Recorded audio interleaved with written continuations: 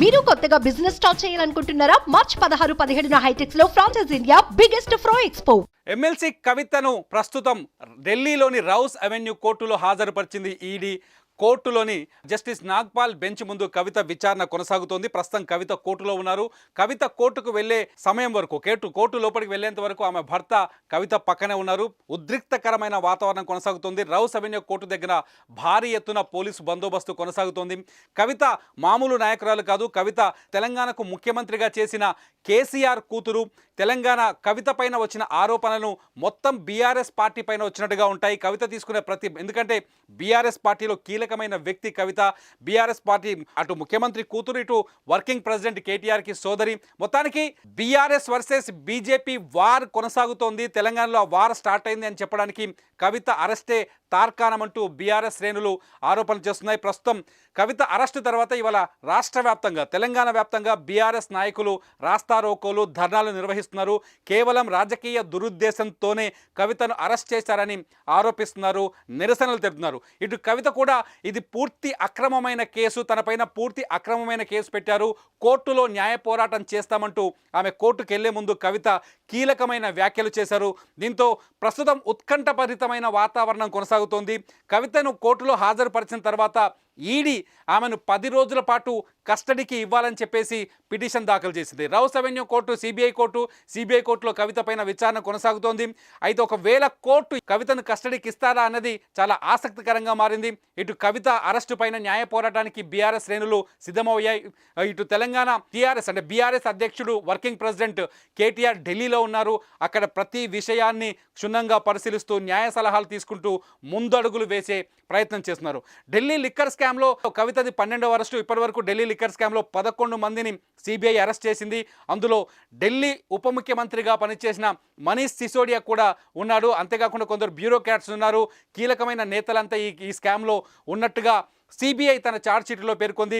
ఫిబ్రవరి 26వ తేదీన సిబిఐ కవితను south గ్రూప్ను lead చేశారని, సౌత్ గ్రూప్ నుంచి ముడుపులు మళ్లించారని చెప్పేసి కవిత పైన ఆరోపణ చేస్తూ వచ్చిన సిబిఐ ఫిబ్రవరి 26వ తేదీన కవితని నిందితురాలుగా పేర్కొంటూ ఇంకో ఛార్జ్షీట్ దాఖలు చేసింది. ఈ ఛార్జ్షీట్ దాఖలు చేసిన తర్వాత కవితను విచారణకు హాజరు కావాలని నోటీసులు ఇచ్చింది.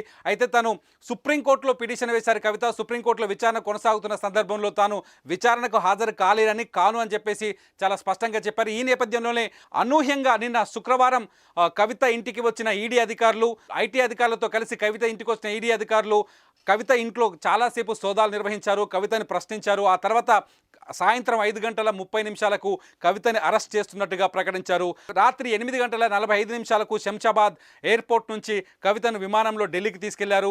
ఢిల్లీ నుంచి నేరుగా ఢిల్లీలో ల్యాండ్ అయిన తర్వాత ఢిల్లీలో ఉన్న ఈడీ ప్రధాన కార్యాలయంలో కవితను ఉంచారు. ఆ తర్వాత ఇవాళ ఉదయం కవితని కోర్టులో హాజరుపరిచారు. మొత్తంగా కవిత అరెస్ట్ అనేది జాతీయ స్థాయిలో సెన్సేషనల్గా మారింది. ఇక్కడ ఇంకొక విషయం ఏంటి అంటే బీజేపీ ఎందుకు కవితని అరెస్ట్ చేసింది? ఎందుకంటే గత ఎన్నికల్లో చాలా స్పష్టంగా ఒక ఆరోపణ చేసింది కాంగ్రెస్ పార్టీ.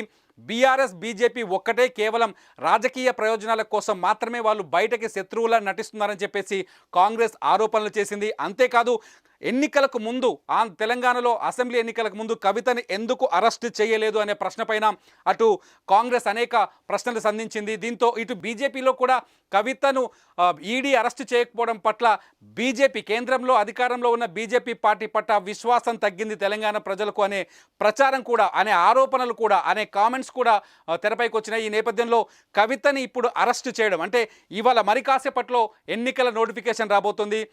దేశవ్యాప్తంగా సార్వత్రిక ఎన్నికలకు బెల్లు మోగబోతోంది.